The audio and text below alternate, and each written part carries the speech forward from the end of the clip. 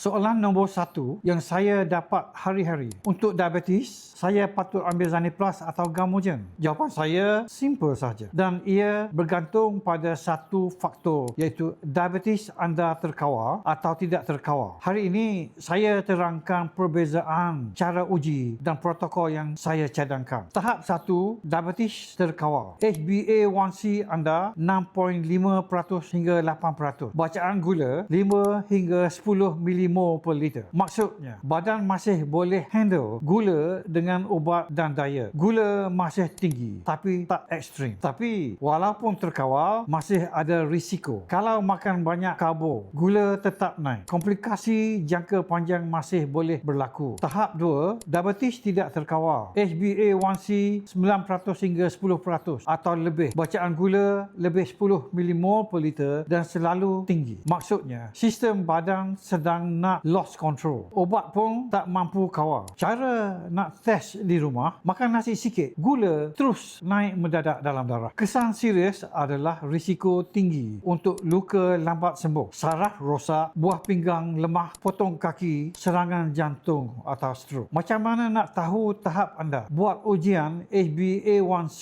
di klinik biasanya 30 hingga 60 ringgit. Ini ukur purata gula 3 bulan terakhir.